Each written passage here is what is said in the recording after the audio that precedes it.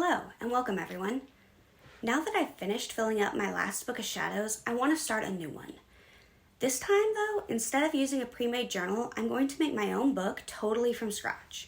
I'll be making it in a junk journal style, much like this one here that I made several years ago. And I will bring you along for the entire process so you too can make your own unique book of shadows.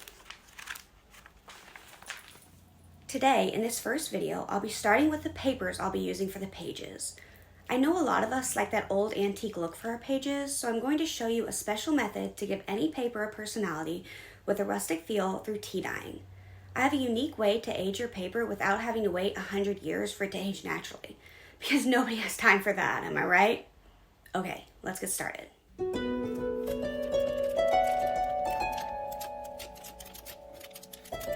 Today, I'm going to walk you through the process of how I tea dye the papers for my journals. So this is the tea I'm using today. It is just a plain black tea, the cheapest one at the grocery store, just the store brand HEB.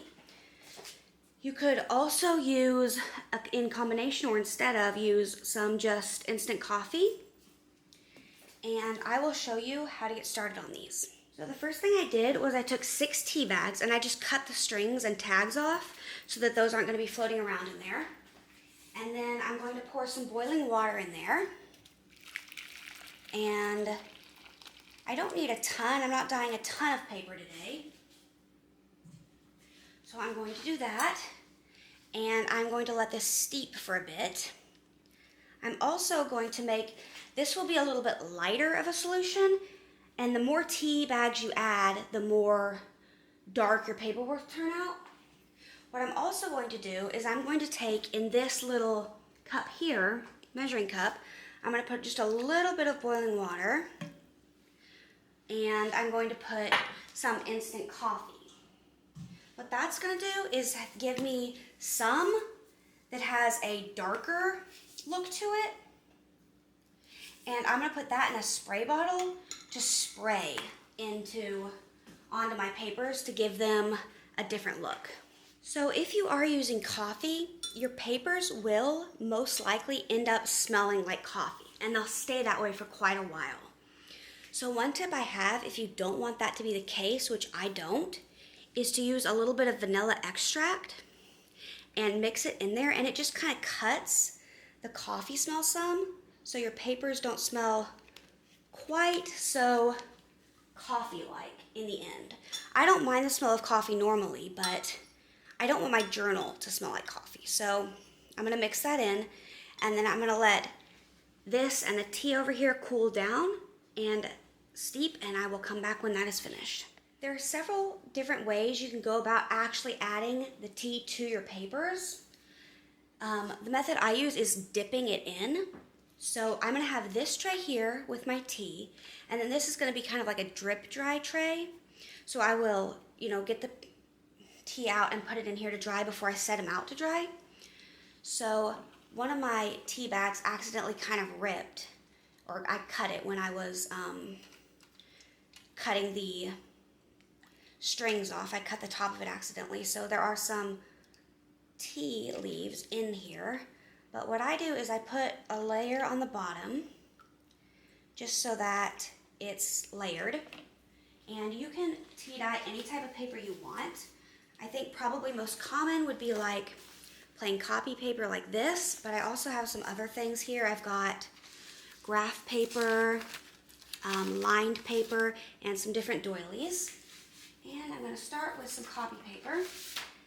There's multiple methods. You can either take a single sheet and just dip it in, which this tray is not quite big enough for these papers, but you can take a single sheet, dip it in, take it out, or let it sit, however long you want, then take it out. Or what I tend to do is do it sort of in stacks. So instead of doing one sheet at a time like that, I'll take a small stack, like this is like maybe 5 papers, and I put them all in together. Then I take some of the tea from the bowl and I dump it on top. And then I kind of use a smaller spoon, and personally I don't mind getting my hands in the tea. It can kind of stain your fingers, especially the coffee, but I don't really mind that. I've let it cool enough that it's not gonna like burn me or anything. So I just do that. And like I said, my trays aren't quite big enough, so I just kind of try to get the paper in there the best I can. Use the spoon to kind of scoop it up the sides. And then when you do stacks, sometimes the stacks kind of stick together so they won't get in between the pages. So then I just kind of lift them up gently, one by one, trying not to rip them. If they do rip, it's not the end of the world. Trying to kind of lift them up one by one to make sure the tea is getting in between all the pages. Yeah, I've ripped one of them, but that's okay. And then I don't let them sit in there for a real long time, so I'm going to go ahead and take them out. Then I just kind of put them at an angle like this, let the tea drain off that corner, and then I move them into my drip dry tray.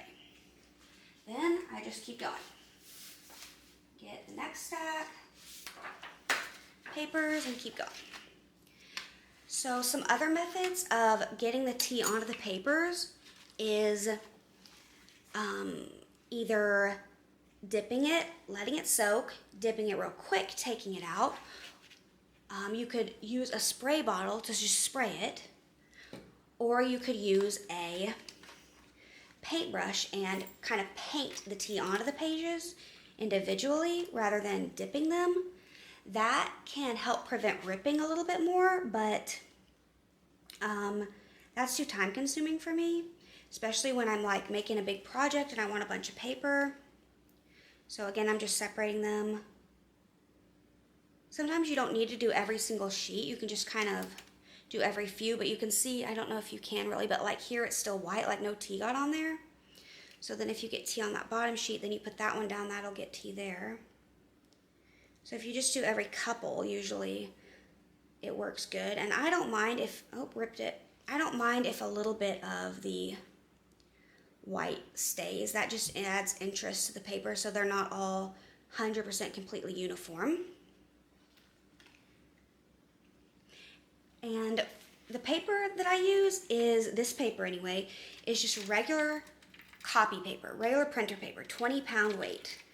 You can use a little bit thicker, like 24, 26 weight to help prevent tearing a little bit. But what I do, most of my pages don't end up tearing. I'll get like just a few that do, usually. And so what I end up doing with those is instead of using them for pages, I just use them for tags and stuff. So I'll just cut them up. So then let's go in with some of this graph paper. And just take the whole stack. This paper is a little bit smaller, so it should fit in here better. And we just continue the process. And we can add more tea if we need to. Lots of grounds there from the bottom of the bowl. But it's just kind of, I don't let them soak real long because there's a couple drying options as well. You can either let them sit out on a flat surface and just air dry, or you can put them in the oven for just a few minutes. If you do the oven, you need to do it at maybe 180 to maybe 220 tops. So, you know, that's kind of an option. In the past, what I used to do is I would oven dry them, and then to make sure they were really flat, I would take an iron, like for clothing, and iron them. But I found that when you do that, the edges of the paper ends up really crinkled, like super crinkly like that. And I didn't want it like that. So I ended up stopping the ironing and just letting them dry. So I'm going to continue on with this, and I will bring you back in a little bit. Okay, so I have a few different doilies. So one thing I like to do is dip these in, and these are real fragile, so you kind of got to dip them and take them out pretty quick. And then I lay 2 papers on a baking sheet, and I will like put this on top of it. And then when you bake it, it will leave the impression of the doily on these papers. So you can put it like that so that it's half on, half off. You can put it right in the middle. You can do it however you want. So if you want to make the process of drawing just a little bit faster, when you put the papers on here, you can do like stacks of 2 or 3 at a time. That'll make it go a little bit faster. And when you're laying out your doilies, I don't know how well you can see, but I put the heart like that. The paper's long ways like this. Oh, sorry. The paper's long ways like this, so the heart's like this. The point here and the top here. Because you need to remember these pages are going to be folded in half. Like this will be the middle of the book, so it'll be folded in half. So this will be like 1 page here. So if you put the heart like this, where it's like this with the point here and the top here, it's going to end up being sideways in your book. So just keep that in mind. Another option when you're drawing these is to use some type of stencil or mat. These are placemats. And you can put your papers out on top of them. Now this is something I personally haven't tried yet, but I'm trying it now. And if you press it into the mat, supposedly when you pick it back up, it will leave an impression of the mat. So I'm trying it. This placemat is pretty, so I thought it'd be cool to try. So I've got this tray here ready with a couple hearts on it. Now I let this sit in the tea for only a minute or so, and I let the hearts stay in a little longer so they're darker, and that is what helps them leave the imprint on the paper once they're done in the oven. So I'm going to put them in the oven at 220 for about 5 minutes, but you do have to keep your eye on them really closely because the paper can burn and go up in flames really quickly if you're not careful. All right, so here's one of the sheets I did drying in the oven. You can see the heart on it. Now if I take that heart off, what you're left with is the heart impression on the paper. So when I fold this in half, you know, to be like a book, it's still a bit wet, but it'll have a heart on it. So what I've discovered is when you dry the papers in a single layer on the baking sheets like this, they come out like this, where they're more crinkly, not as flat. But if you dry them in stacks of 2 or 3, they come out flatter. Here's another couple pages with the hearts. Now I take mine out of the oven while they're still slightly damp. And as you can see, this is layers. I don't like to let them dry completely in the oven because I feel like if you do, the paper tends to get more crinkly. Okay, so there's a light heart shape there. Let's see how this one turned out.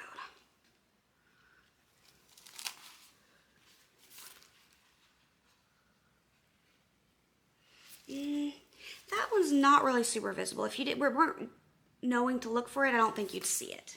All right, so like I said, I just dry mine in the oven until they are damp. I do not get them all the way dry. Now this is my flower press I made. I believe I have a video on that, older on my channel. I'll see if I can link it. But it's just made out of a couple cutting boards. So there's no flowers or anything in here right now. What I'm gonna do is use it as a book press to press the damp papers so that they dry totally flat. Not the ones I'm leaving out that I'm experimenting with the stencils and stuff on the counter, but all they're just regular papers like this. So they're damp, some of them more dry than others, and I don't worry about the like coffee grounds and stuff. I will deal with that later, brush it off once they're fully dry. So I just stack them kind of neatly, try to get out any big wrinkles. This one's kind of cool. This is a notebook paper I tried. It didn't really turn out. It bled all the lines away. Here's a bunch of the ones with doily designs on them. Looks pretty cool. There's another one with a smaller one. So I'm just going to stack them all in here.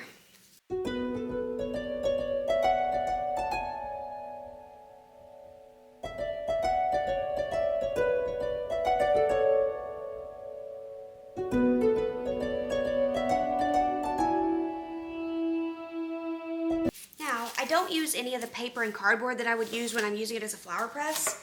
I just put the top board back on and screw it back on tight, and it flattens them and lets them dry overnight. So I've still got these out and that one that I'm trying and just seeing if they turn out, because I've never tried that before. And then I'm saving the rest of my tea. And I've got my book pages. Let's see, maybe if I pull it up like this. Yeah, you can't really see in there because there's not a lot of space, but they're in there good and packed. So I will let them sit overnight and dry and come back and show you tomorrow the finished results. All right, so I tea-dyed these on Wednesday. It is now Friday afternoon. This is the pile that I had on that lacy placemat. So unfortunately, these didn't work out for me because my cat came along shortly after I put them on there and tore them to bits, shredded that placemat. And so those didn't work. This one it has a little bit of the impression from the stencil, but it didn't work too great either. So I'm going to open this and see how these ones ended up drying.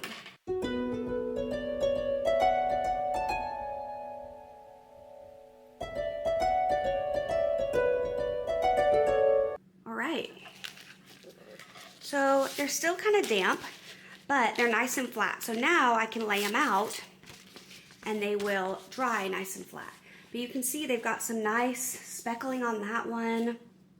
And ones like this where it's got the tea leaves, you can brush off once it's fully dry or leave them there.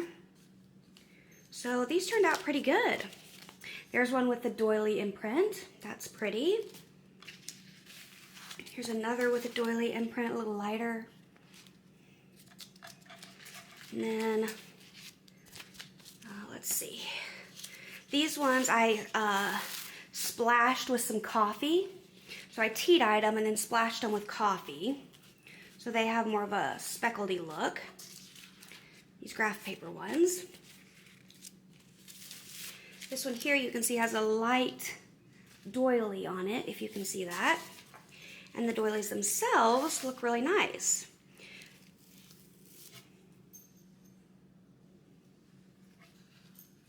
Some darker than others, some darker on one side than the other. So with the small ones like these hearts, I would probably glue those to a page. But with bigger ones like this, you could actually fold this in half and sew it in your signature as a page. So that when you're flipping through, you'd go from a regular page to a page like this, if you wanted to.